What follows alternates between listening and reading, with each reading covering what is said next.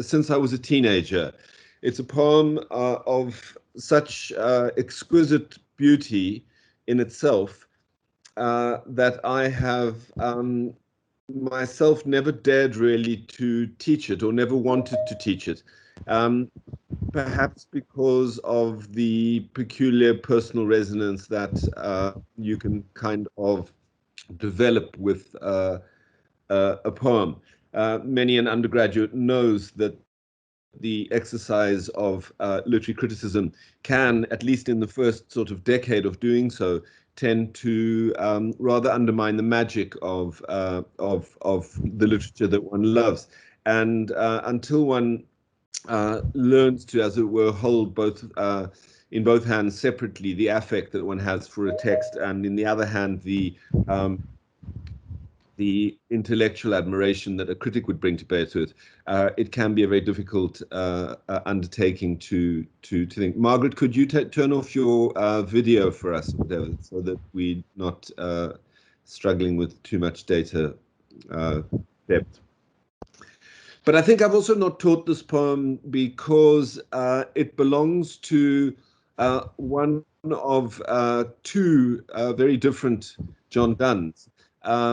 There is the John Donne whose words like "no man is an island," "ask not for whom the bell tolls, it tolls for thee," which comes from one of his sermons or whatever. And, you know, churches, as this poem goes, you know, churches that have least light are best for prayer and all, whose donation to the English language comes very much through his quasi-liturgical writings, his spiritual writings, his writings as a Christian divine.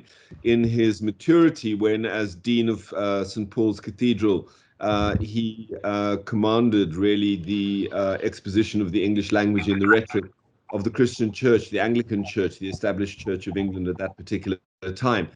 And for many of my undergraduates, that's a rather difficult figure to locate. In some instances, because of course teaching in Cape Town, a sizable percentage of my class is not going to be Christian in any case. But in a secular age, this kind of grappling with the more theological and much more interesting love than the ones that we've been looking at so far is perhaps a little bit ambitious at times.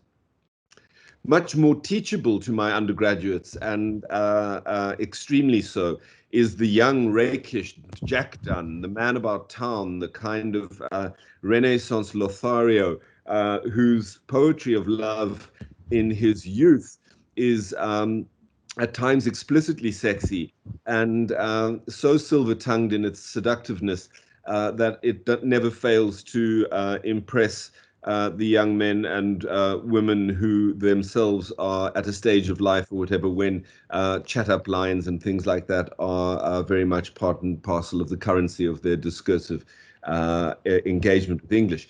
And teaching that Jack Donne or whatever, who writes The Flea and The Sun Rising, and then kind of hits a turning point in The Good Morrow. I wonder by my troth what thou and I did till we loved, were we not weaned till then, but sucked on country pleasures childishly.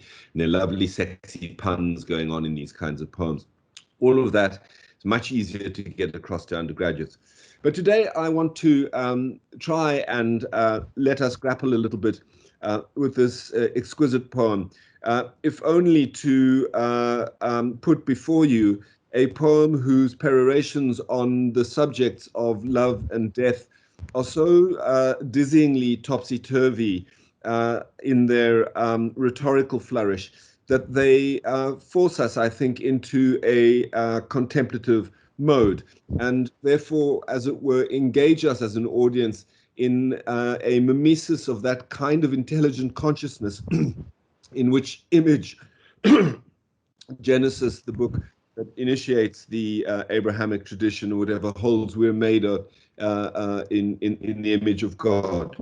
And so it's this kind of intellectually dazzling poem that I want to put in front of you as the snazzy wonder.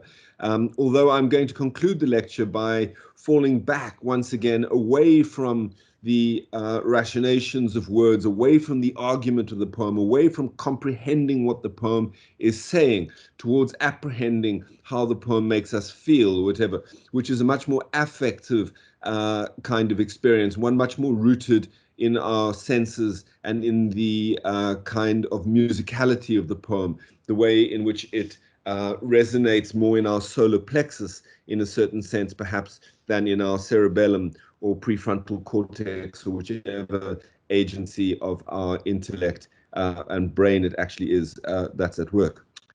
Now,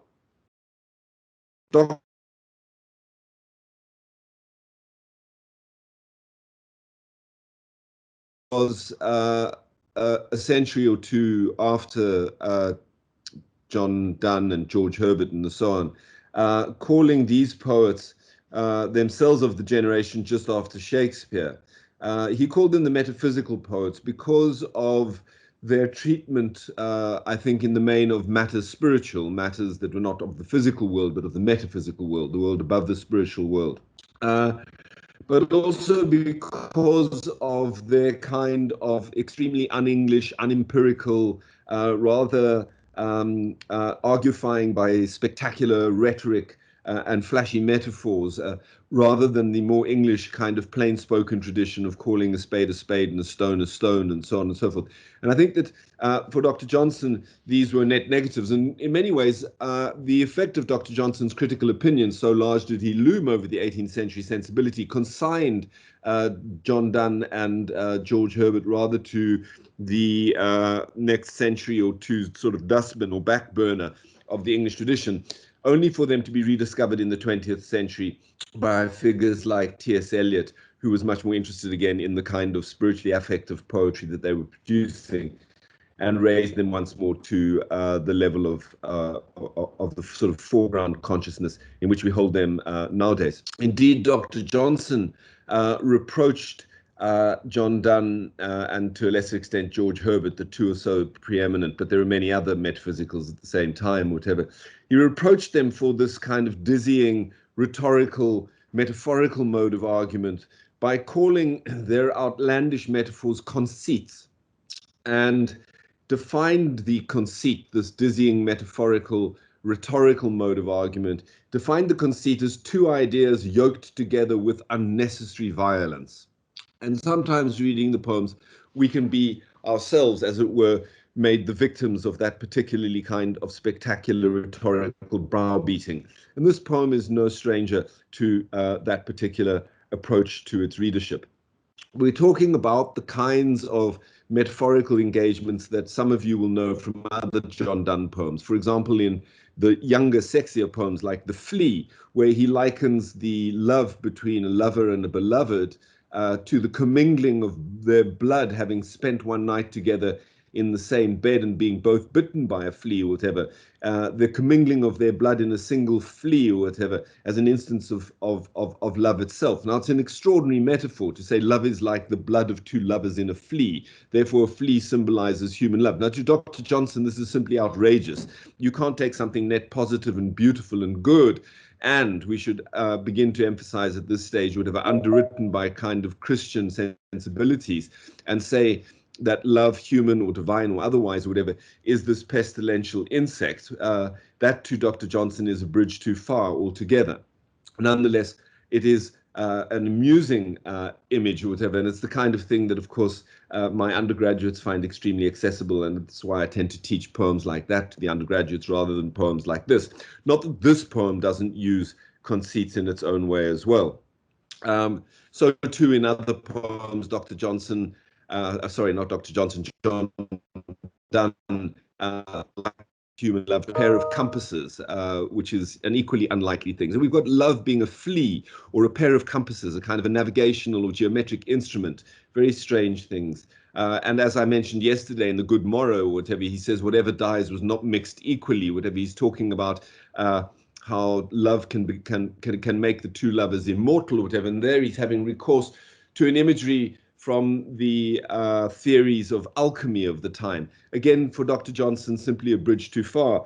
For us, a curiosity over 4 centuries or whatever, and increasingly a kind of spectacular rhetoric that we rather tend to enjoy. So I'm going to broach this particular poem with you. I'm doing so even though I love it, perhaps because I love it and have never taught it before. And saying so, I am doing so perhaps knowing that I've not wanted to put it really into my grubby critical myths up until this particular time, because I've not wanted to sully something that I love so much. So I hope that you at least enjoy it with me as much as I have over the years. I find it quite extraordinary to reflect on the fact that I first encountered this poem when I was 17 years old. I can remember very accurately the cousin who put it into my hands, and how as a teenager it struck me then as a poem that would stick with me all my life. I had not known in the way that the 50-something-year-old that I now am is, or whatever, that I was as precocious a teenager as that now seems to me to have been. It speaks, I think, volumes for the force of this particular poem, which I think is an exposition of English poetry at the very summation of its capacity as a poetic language. Okay. Before we read it, let's just think a little bit about what the context and argument of the poem are, so that as we go into it, it makes a certain kind of easy sense to you. Essentially, the poem states itself in its title, A Hymn to Christ, at the author's last going into Germany. This is Dr. John Donne, courtier on some kind of diplomatic or other mission or whatever, sent over to Germany on business, as it were, for the church, or whatever agency he's dealing with, the legal profession that he was with while, doesn't really matter, whatever. And he's about to, as it were, cast himself literally upon the seas that lie between Britain and Germany, and therefore upon the mercy of God or whatever, given that the sea is a hostile and dangerous environment. And he uses this opportunity to invoke once again one of these kind of rather complex, conceited metaphors for the relinquishing of the human ego in favor of the submission to God, or whatever, as a form and mode of love. And he does this once again, raising to of the tropes that we've seen before in some of Wolf and Edwecker and in Shakespeare. Yes, so John Donne here makes an explicit Christian kind of will or testament before his departure for Germany, allying his travels and his travails, both his journey and the difficulties of his life, to those of Christ, and very specifically to Christ the Redeemer, to Christ the young man that John Donne is, or Christ the incarnate figure, or whatever, Christ the human being, as John Donne is, as what John Donne in this poem calls as emblems. So he allies his travels and travails to those of Christ as emblems, and dedicates all of his past life, utilizing once again in particular that island trope that we have spoken about as dominating a good deal of English poetry, and so in Wolf and Edwecker in a specific instance, dedicating all of his past life to the great sea of Christ's love. And thus we find again, as we go through the poem, as we read it in a moment, we find again these tropes of the island and the sea surrounding it, in much as Bede's sparrow is, as it were, in the storm-tossed seas of the dark forest at night, and then briefly islanded in the kind of lit space of the hall and so on. We find once again the tropes of winter, as we've seen in Shakespeare. We find once again the trope of water and sea, like we saw in Wolf and Edwecker. We find the trope of the tree and the roots and so on. We find the trope of the flood surrounding the fastness that we saw in Wolf and Edwecker. We've got a very English poem at our hands. But we've also got these stranger, conceited applications of metaphor, of the sort that Dr. Johnson found so reprehensible. The sea, all of a sudden, invoking the Christian inheritance in the word flood, reaching back to Genesis, and rhyming conspicuously in a biblically generated fashion with blood. So the sea, all of a sudden now connoting Christ's blood. Okay, this once again to Dr. Johnson would be a kind of bridge too far. How can the sea be related to Christ's blood? It asks too much of a leap of the Christian imagination, of the readerly imagination or the Christian imagination in this Christocentric era to really make that particular jump. And yet, to a certain extent, of course, the story of Noah's Ark and so on and so forth, which John Donne makes recourse to in the first stanza of this particular poem, does, in fact, in Christian theology, connote to some extent the absolute kind of world salvation of the spillage of Christ's blood through the crucifixion. But even more difficult, tangled, dizzying rationalities around abstracts arise. For example, in the penultimate stanza, he's talking a great deal about jealousy, which is an abstract rather than a concrete thing. And he makes a kind of a cunning sort of argument about how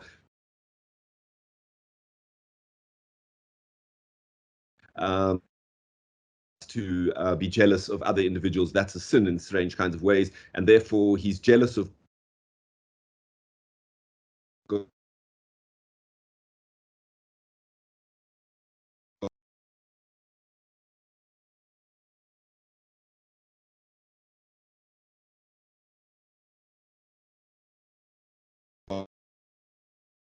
In our 20th, 21st century kind of way, in the summation of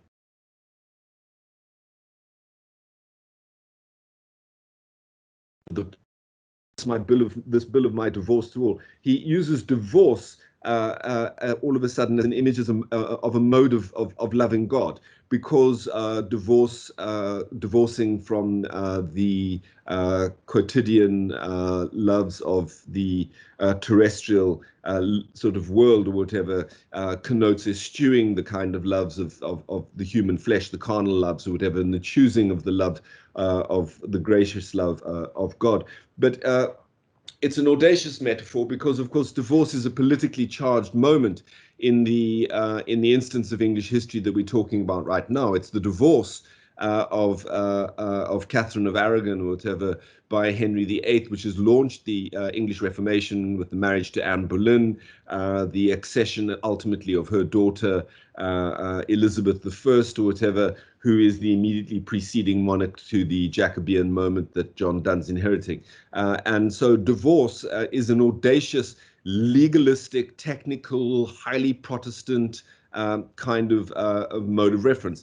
If we're to try and conflate this poem with our instance, John Donne is having recourse to kinds of contemporary frames of reference, rather like Tesla motor cars or moon landings or superstring theory or COVID-19. He's utilizing instances that are hypertopical and slightly audacious in the fact that they're still garnering to themselves political resonances, political gravities, which make the poem come down on a certain theological sides of arguments in intriguing ways. And of course, for someone like Dr.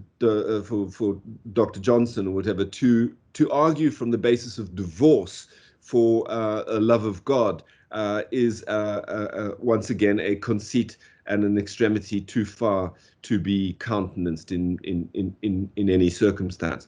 But for us, it modernizes the poem and gives us this extraordinary feeling of contemporaneity, which I think T.S. Eliot picked up on so much in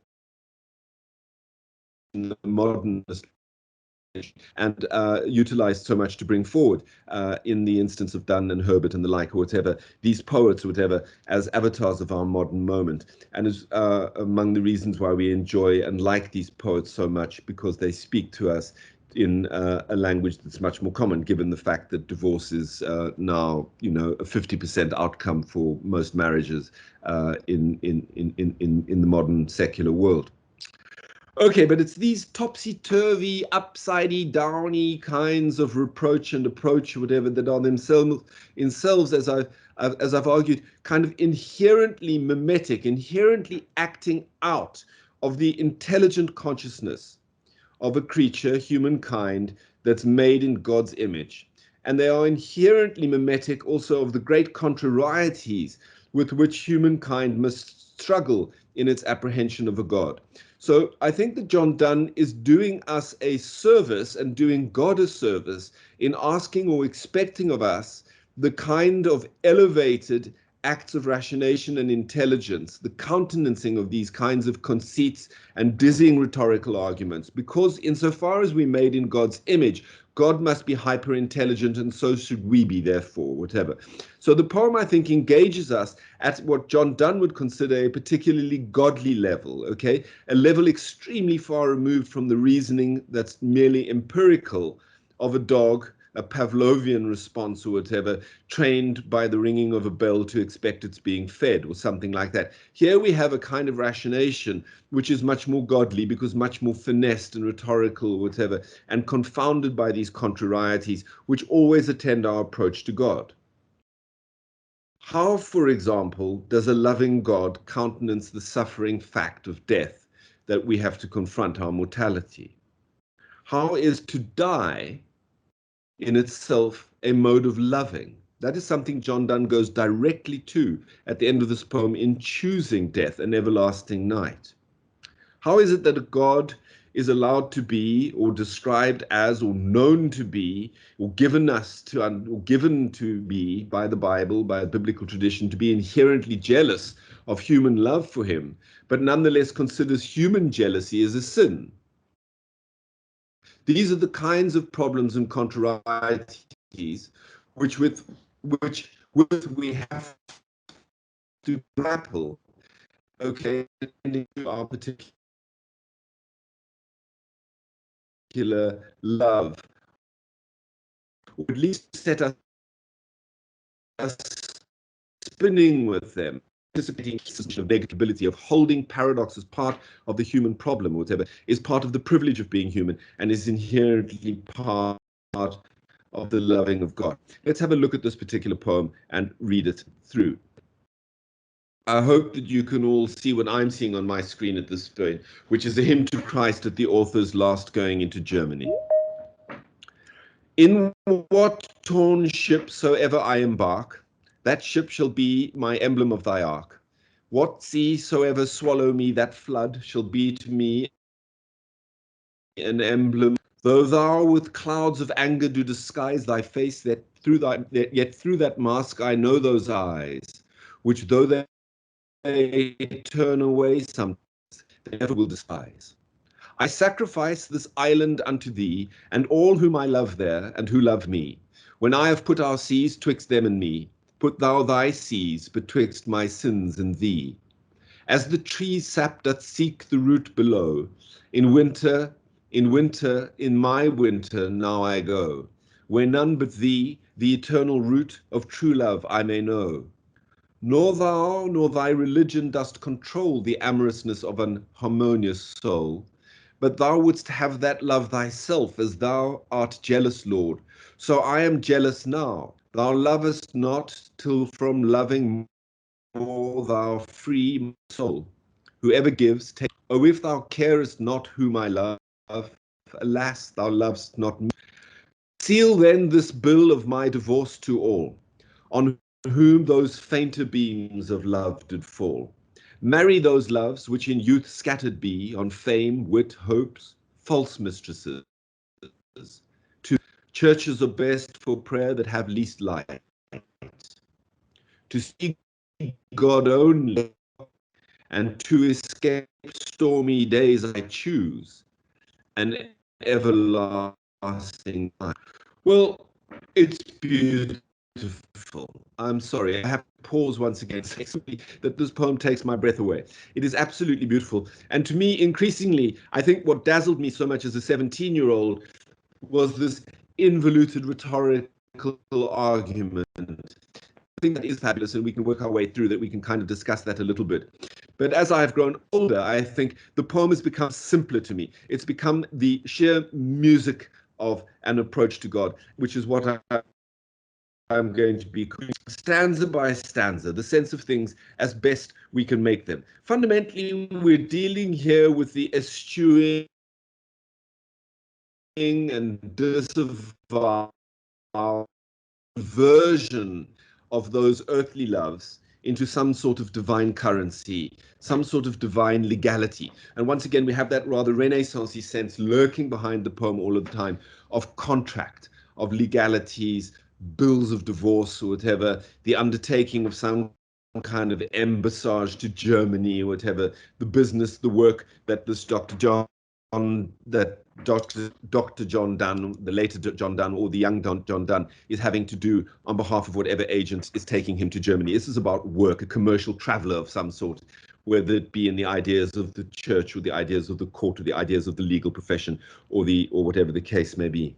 In the first stanza, we find this image of the torn ship, okay?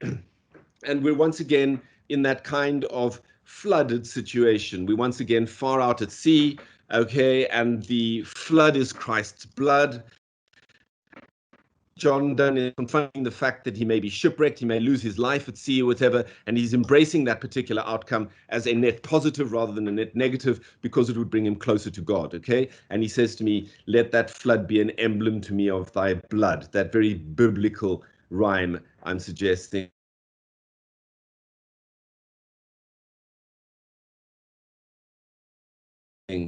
At down to the end. We've got a move once again, or whatever, we concurrent with that same sort of image of the sense of the island surrounded by the sea, the way that Bede's sparrow is then islanded in the lit hall of the Anglo-Saxon experience, but is surrounded by the turbulent storms in the forest without. And here John Donne sacrifices this island unto thee, and all whom I love there and who love me. When I have put our seas twixt them and me, so he utilizes the image of the sea he's going to be on. He says then to God, put thy seas betwixt my sins and thee. Use the flood of your blood, okay, as the sea to wash my sins away. And then he utilizes the tree sap doth seek the root below, and he goes into winter, and to my winter now I go. And we're back dealing with those tropic metaphors that we first saw yesterday, once again, in the case of Shakespeare's sonnet or whatever.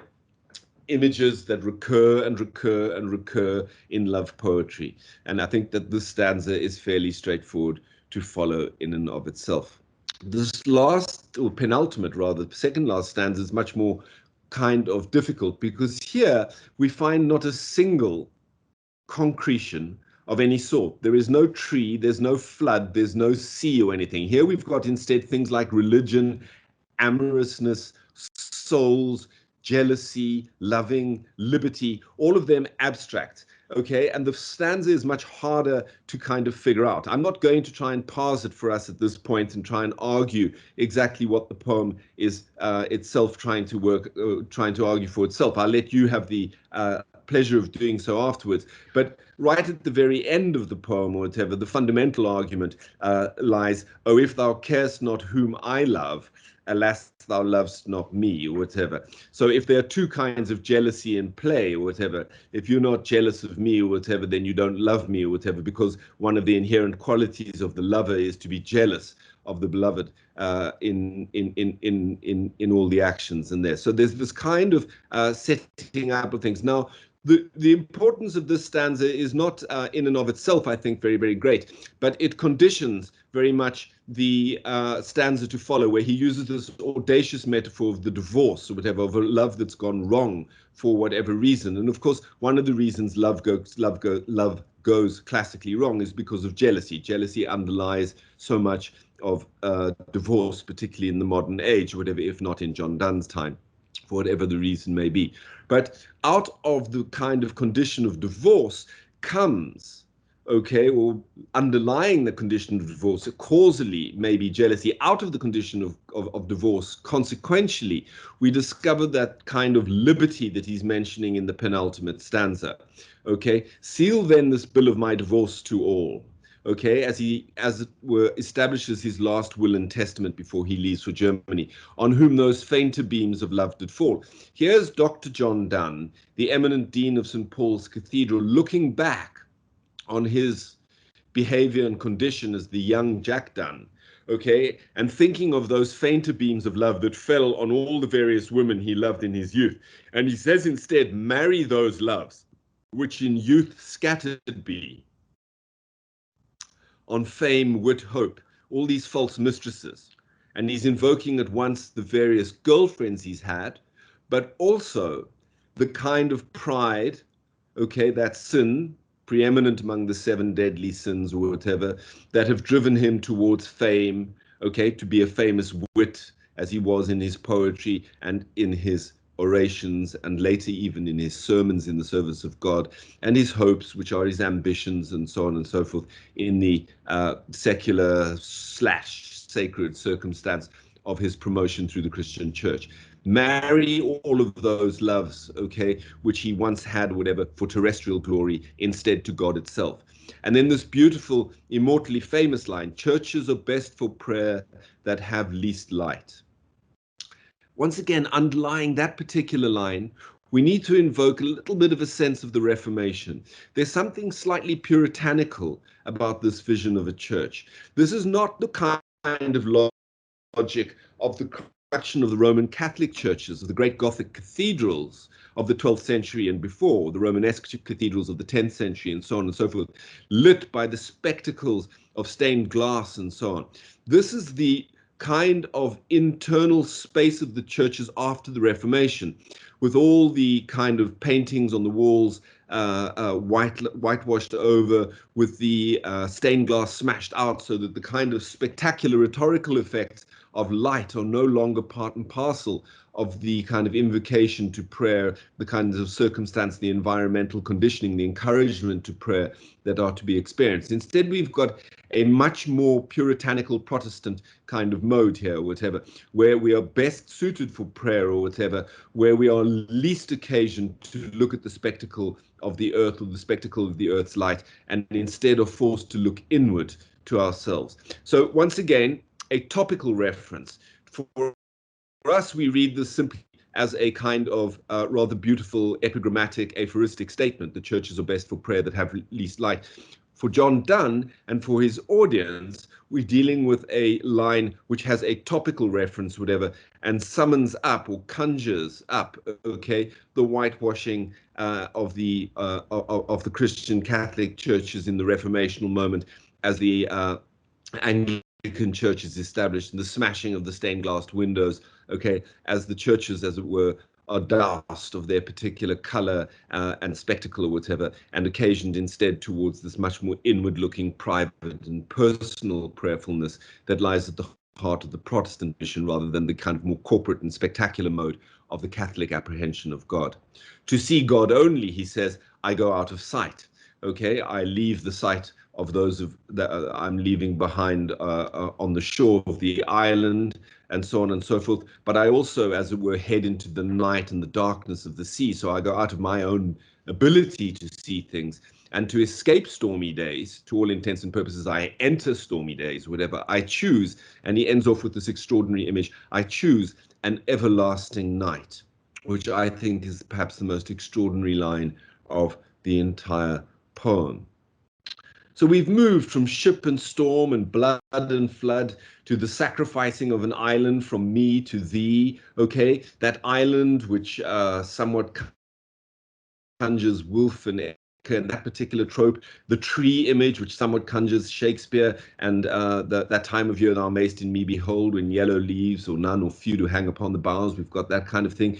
We've got this peroration around jealousy, the giving and taking of liberty, okay, as he describes the thrall of love or whatever, and this kind of rather legalistic brokerage or whatever, this kind of conditionalities around jealousy and care and so on and so forth. Oh, if thou carest not whom I love, alas, thou lovest not me, which sets up the ground ultimately for the audacity of the final image of sealing then this bill of my divorce to all, in which he utilizes divorce or whatever as the culminating image or whatever, divorce preceding the marrying off of past loves to Christ, culminating, okay, a final kind of image in which he escapes both the stormy days of what I was describing of as Bede's sparrow, the island and the flood, and the choice of death itself. The reference to Bede here is almost explicit. One's tempted to wonder what kind of earshot John Donne was in with regard to that particular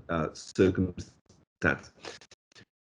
But this, in total, English poetry arguing in itself, and this is the audacity of John Donne, for its perfection as the language of poetry itself. We have here in the reference to concretions like sea and flood and root, Anglo-Saxon words, okay, sort of foundational, powerful, stressed verbs or whatever that give us an extraordinarily vivid, tactile kind of grasp on things. And then in that third penultimate poem, all of a sudden, this much, much more Latinate kind of peroration in rhetoric, where our brain is asked, argue for Italians, of course, although he didn't ultimately practice as one, whatever, but utilized that kind of legalistic argumentation very much in his much more famous sermons and so on. Okay, and then once again, using that legalistic argument, but slightly concreting it, okay, as we proceed into a bill of divorce, okay, not the abstraction of divorce, but the bill, the article itself, okay, and the bill of divorce or whatever, a piece of paper, such as the poem itself is written on, much as I was arguing is the case in the case of Shakespeare's sonnet yesterday or whatever, and then concluding once again in these powerful concretions, sight, stormy days, night itself, okay, churches without light, okay, very physical senses of the way things. Now, let's draw our attention momentarily just to some of the prosodic elements of the poem, or whatever, to get a sense of the way in which John Donne is constructing a poem as beautiful as this one particularly is. If we go to the very first and opening lines of the poem, for example, we get a typically mimetic rhyme scheme in the pairing of the words embark and arc. That is simply what he's talking about. I embark upon an arc, whatever. That's there's a Christian kind of compact between the words flood and blood. Okay. Similarly, there's a kind of compact between the logic between disguise and eyes, and so on and so forth. These are just mimetic relationships between entities and verbs. So arc is the verb, arc is the thing that becomes, so on and so forth. From which things are disguised, so on as a telegram of the meaning, the rhymes that end the lines in the second stanza, and we come across something a lot more, I think, pertinent to my culminating argument. How beautiful is the first quatrain of this particular stanza? I sacrifice this island unto thee, and all whom I love there, and who love me.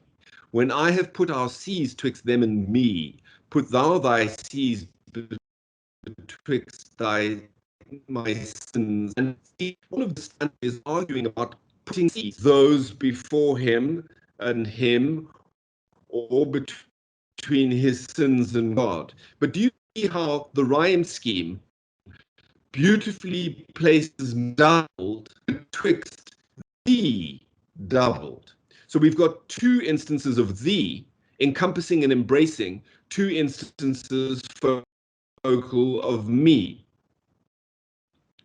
And thee and me are, of course, reconciled in singularly powerful E, okay? They share a rhyme contour in that long E sound.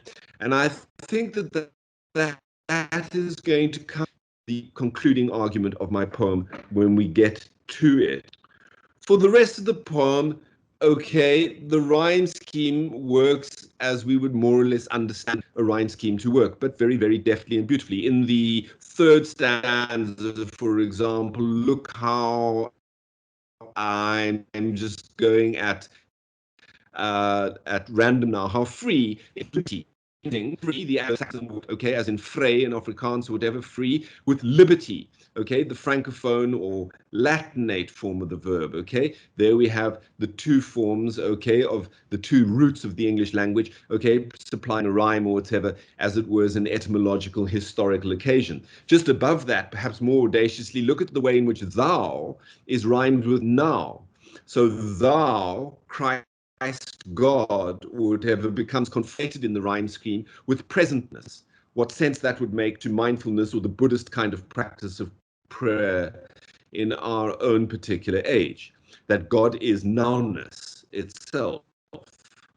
Okay, there it is. Okay, we've got thou conflated with now in a profound sense, the presence of God, or whatever, is made manifest in the rhyme scheme, conflating thou with now. And so it goes on all the way through. The next stanza, for example, all rhymes with fall. There he's talking on those fainter beams of love did fall, all right? But he's also hearkening back in the way in which the rhyme scheme works, okay, to a very brief summation of the book of Genesis itself.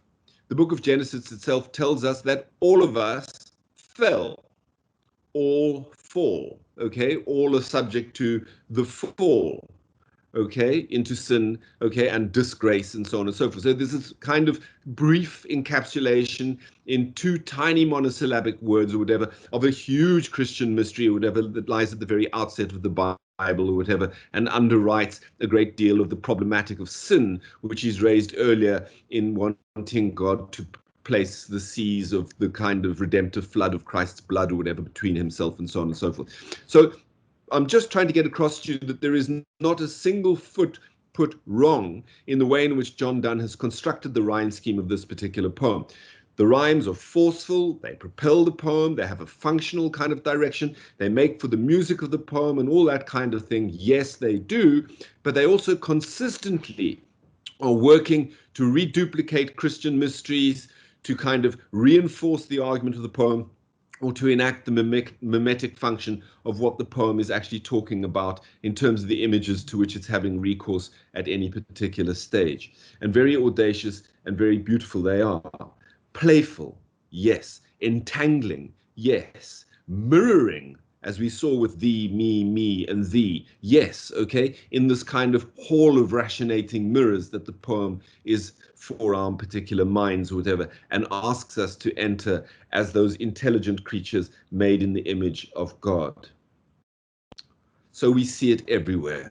We see it in the rhymes of light and sight and night, three cognate words or whatever, which chuck together, as it were, in the kind of mixing bowl of consciousness or whatever, supply for us a kind of problematic that answers, or asks rather, the kind of questions and answers that he poses right at the very end of the thing. Churches are best for prayer that have least light. To see God only I go out of sight, and to escape stormy days I choose an everlasting night. Okay, there's the conundrum. Okay, sight occurs in light, but culminates for him in night. Okay, it's in night that he has best sight. Is light. This is the problematic, once again, the Christian mystery as it's given to us in John chapter 1 verse 5. Okay, the light of God. God came into the world and the world comprehended it not. The light came into the world and the world comprehended it not. It's all impacted in this particular poem out of his learnedness, whatever, and his deftness as a poet. Okay, I want to conclude. Can people hear me still or whatever? My machine has just said that there's some difficulty with my connectivity. We can hear you, Peter. Okay, that's excellent. Thanks, Lorato. I'm glad. And can you see me now as well? Yes, you can see perfectly. That's wonderful. I'm very pleased. Okay, I want to conclude now and to perhaps open this for discussion or whatever in the final moments by thinking a little bit as about a dominant kind of music in the key of this particular poem, or whatever. There's much more that can be said if we were undergraduates exploring the prosody of the poem about things like the meter of the poem, lines like put thou thy seas, or whatever, the way in which he once again disturbs the dominant meter of the poem, which is iambic pentameter, which is always 99% of the time the occasion in English poetry. Put thou thy seas, four stresses, or whatever, the great way in which that is mimetic of the great action of pushing the seas forward and so on and so forth. John Donne is utilizing all of these musical effects to get the poem to work for us. But I want to concentrate now instead on this E sound, in which, as we've seen in stanza 2, okay, it argues somehow that thee and me are conjoined in an interesting way, okay? And I want to kind of isolate that as, in some sense, the music, the key, the musical key, strange that that word key should share in this particular rhyme sound of the poem, because it seems to me that the key of the poem, the musical key of the poem, but perhaps also the cognitive or metaphorical key of the poem, that with which we unlock the poem in a fundamental sense, seems to me to lie in this long E sound, this prolongation of the E sound. In this prolonged E sound, love and death are, I think, here expressed as a kind of riddle on a shared contour, where me that dies, the human me, John Donne, me, Peter Anderson, becomes the God or Christ explicitly in this particular poem, that loves the dying and that loves the dyer. John Donne seems acutely aware that the word he uses only once in the poem, elsewhere, which is the verb to be, also shares in this overlap, or may in itself be that point of tangention. If there's a shared contour between me and thee in the E sound or whatever, the point at which that tangent, as it were, touches the circle, okay, and generates that sparking E sound might in fact be actually in the occasion of the verb to be, to exist itself. Okay, so that me and thee share a contour of rhyme, but coincide in the verb to be. And to get this intrinsic linguistic musical truth requires all the rhetorical footwork, okay, of the dance that he's put in front of us intellectually beforehand. Okay, all the piloting of his ship, the drawing up of his bill of divorce, all of those rational fireworks. But all of these rational fireworks that foreground the poem all seem to me to sink back into this kind of retinal bloom, this kind of entoptic color, sound, okay, that remains behind in the darkness of the church, of the closed eyes in which we are sighted but sightless. The key is the thee, to be, the me. And as I look at the poem, it seems to me extraordinary how many of the verbs, how many of the words of the poem share in this particular long E sound and occasion this particular plaintive, particular sound. We have seas, we have trees, we have me, we have thee, we have seal, we have beams, we have be, we have seek, we have liberty, we have marry, okay? All the way through the poem, again and again, embedded in internal rhymes, as well as in end rhymes, in the forceful rhymes at the end of the poem. John Donne seems to keep coming back, as a composer in music does, to setting or scoring the particular music of this poem in the sound of E. It's as if the key to the poem, okay, the music of the poem, is in this long E sound. And it seems to me that this E sound is not only, okay, the screaming sound of the wind, okay, mimetic of the circumstance in that first stanza. It's not only the kind of pitch of anguish to which the jealous lover is kind of raised and so on and so forth, but it's the scream of incarnation itself. It's the point at which Christ cries out on the cross, Eli, Eli, lema sabachthani, whatever, God, my God, why hast thou forsaken me? It is that screaming pitch, okay, to which the incarnate kind of experience of Christ and of humanity is raised. It is that most high-pitched noise that we can produce, okay, in our oral experience. It is the most forceful scream, and that is why we, have that sound, as it were, embodied in the word scream. It is the sound of screaming itself, whatever, okay, and it's the sound which most dominates this particular poem.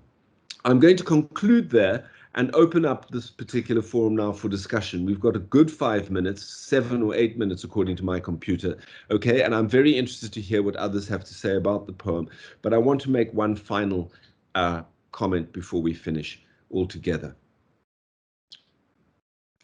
There is about this poem something quite extraordinary. I'm going to share the poem again and look at this last stanza. Seal then this bill of my divorce to all, on whom those fainter beams of love did fall. Marry those loves which in youth scattered be, on fame, wit, hopes, false mistresses to thee. Churches are best for prayer that have least light. To see God only I go out of sight, and to escape stormy days I choose an everlasting night.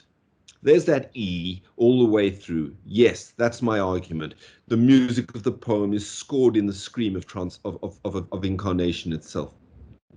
But the real audacity of this poem, what makes it, I think, so extraordinarily modern, so defiant of Catholic complacencies, so pertinently Protestant, so absolutely modern, is that it makes a virtue of death not as is held out in the kinds of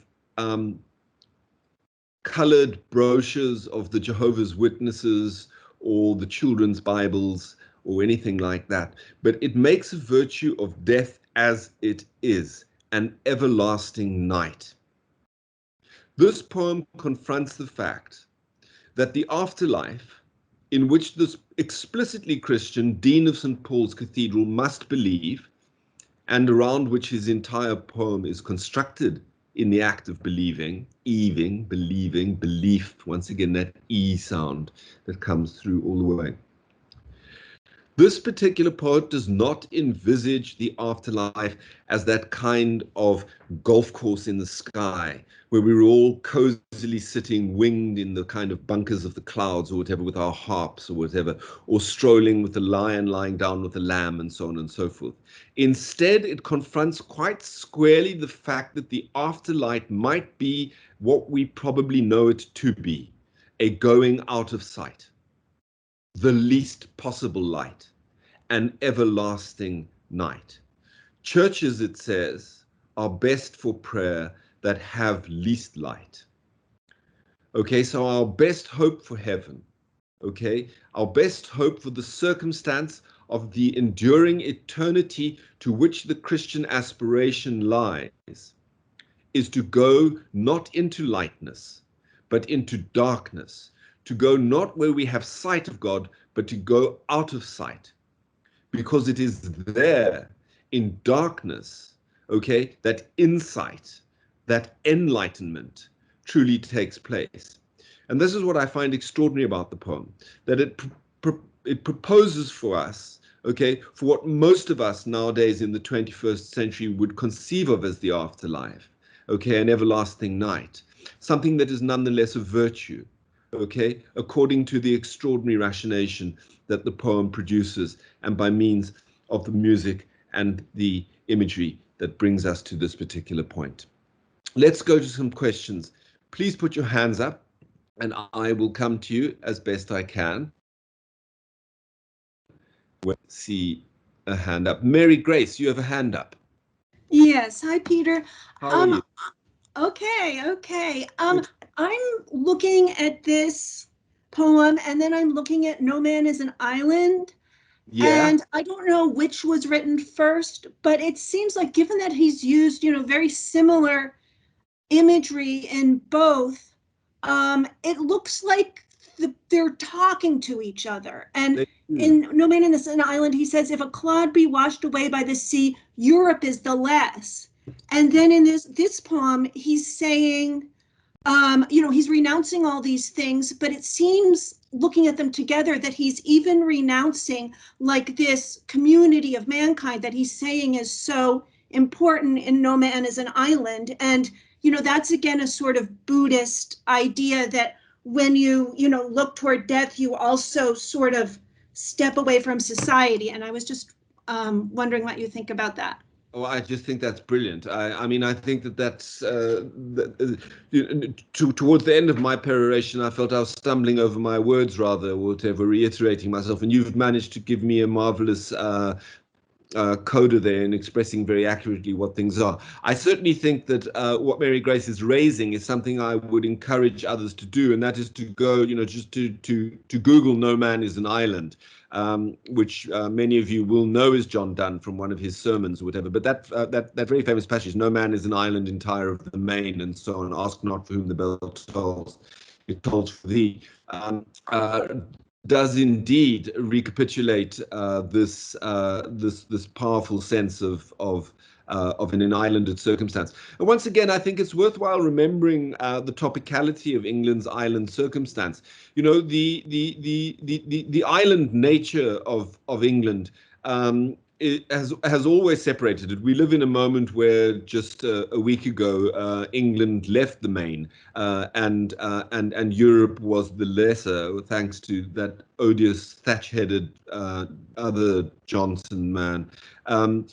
The circumstance of England as an island has always forced it back on itself as a politically vulnerable, but nonetheless navally defensible entity. And of course, the construction of that naval defensibility, still topical in John Donne's time, in the aftermath of the great defeat of the Spanish Armada and so on and so forth, already entering the kind of legacy of English self-consciousness or whatever, is in John Donne's time about, of course, to launch the aggressive and assertive conquest of the rest of the globe in the interests of English so-called free trade or whatever, which is going to encompass such nasties as the slave trade and so on and so forth. Make Britain, because of being an island nation and a seafaring nation, the great imperial power of the coming 18th and 19th centuries. And it's no accident, I think, that John Donne is as conscious of the island status to which he's born as an Englishman or whatever, in the circumstance in which he finds himself. The English islandness or whatever is something pertinent at a point in which England is just beginning to colonize Virginia, at a point in which England is beginning to engage with Europe or whatever contestatally in the case of Spain and so on and so forth for control of the high seas, which is going to become part and parcel of the English political kind of framework. So once again, just a reminder of the fact that although he's using the sea and the flood and so on and so forth as kind of existential conceits or whatever to recapitulate that kind of English notion that Bede has or whatever of life being a storm-tossed sparrow or whatever, briefly islanded in the light and carefree culture of the hall or whatever. There's also underlying all of this a very strong sense simply of England as a geopolitical entity or whatever, Britain rather as a geopolitical entity, as an island or whatever, and that being its strength or its defining character, its rallying point in various ways, and very much the primary circumstance in which the English person or whatever comes to conceive of his or herself as someone living on an island or whatever. And all subsequent kind of thought about afterlives or God or whatever tend to have recourse or whatever to this particular circumstance. So do go and have a look at that.